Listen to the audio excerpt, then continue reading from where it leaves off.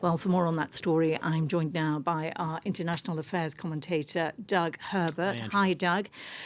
We are hearing that Russia's army is suffering quite bad losses in the east. Can you tell us a bit more about that? Yeah, first I'll do the false equivalency thing, right? Both sides are suffering devastating losses in this war. We know that. There's obviously propaganda of war on both sides. On the Russian side, the propaganda is toxic, strength, and virulent. The Russians don't actually know anything about the reality of just how brutally devastating this war has been for their soldiers, for the human lives, and in terms of just the Russian military being degraded substantially. So what are we talking about? Well, the Ukrainian officials are saying that in some areas of the east where Russia has been fighting a grinding battle of attrition, throwing wave after wave of human cannon fodder essentially at the front lines, up to 80% of the units have been basically lost in battle in certain units of the east. Now, that's according to Ukrainian officials. Now, other Western officials, American officials, say that that hundreds of Russian fighters are being injured or killed every day. Now, you could say the same is probably true on the Ukrainian side, hundreds being killed every day. It's the circumstances and the conditions under which the Russian troops are being killed. And how do we know?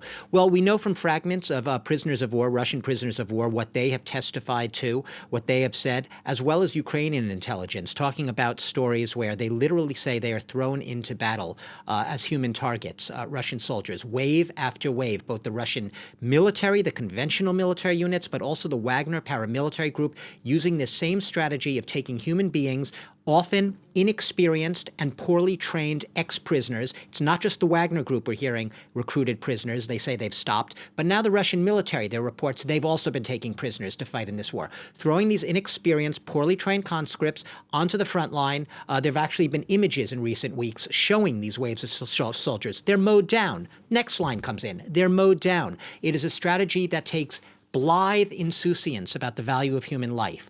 Vladimir Putin clearly is not putting any value, and I will go so far as to say any value, on the life of his soldiers. His strategy is to go full Stalin into this conflict. He is depleting human lives, manpower is down, but also the physical equipment is down. The tanks, the artillery, it is being decimated. And Russia does not, by all accounts, have the means to manufacture new equipment quickly enough. Part of that down to the sanctions, which makes it extra hard for Russia to get the parts it needs to keep its equipment maintained and in fighting form. So we also know that Vladimir Putin is expected to make a nationwide big address on Ukraine in the coming days. What is he going to say? Well, whatever he says, you can be guaranteed, 100% guaranteed, that he will put a brave face and a positive spin on it. We will only hear talk of imminent victory coming out of his mouth, how everything is going smoothly. He will likely continue calling it a special military operation, all going according to plan. We know the Putin narrative. I could trot it out at 3 a.m. in my sleep.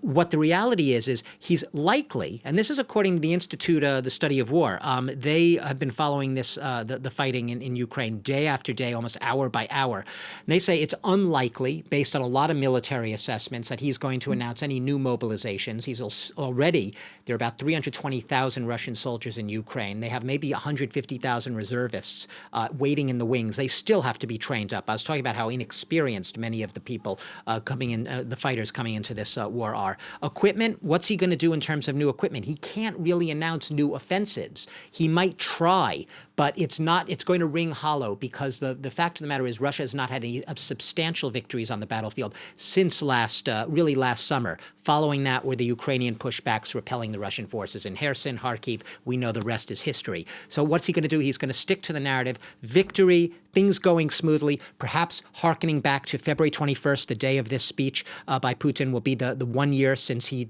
recognized the independence of Luhansk, the self-proclaimed Luhansk and Donetsk People's Republics, to this day only really recognized by Putin. He'll probably try to accentuate the positive, except there's very little positive to accentuate in Russia's case. And very quickly, what does all that mean for Ukrainian fighters? It means exactly what the U.S. and European officials have been saying in recent days. They have, as they see it, a golden, unique opportunity opportunity. The Ukrainians, we know they need more ammunition yesterday. They don't have enough either. They're going through their ammunition. They're going through their weapons. They're waiting for valuable Western equipment to arrive. But if they are savvy about it, if they get trained up in more savvy tactical fighting methods, from the Western perspective, there is a unique window of opportunity before Putin is able to marshal the manpower and the equipment again and repair all of that depleted equipment. Before he's able to mobilize that onto the battlefield, if the Ukrainians are savvy about it, they have an opportunity to strike now and to perhaps mount some very effective counteroffensives. And that's what they are, counteroffensives. The Russians don't mount counteroffensives,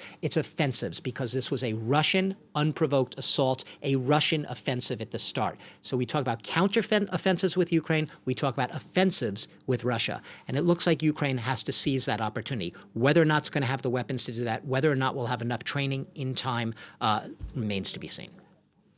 Okay, thanks for that, Doug.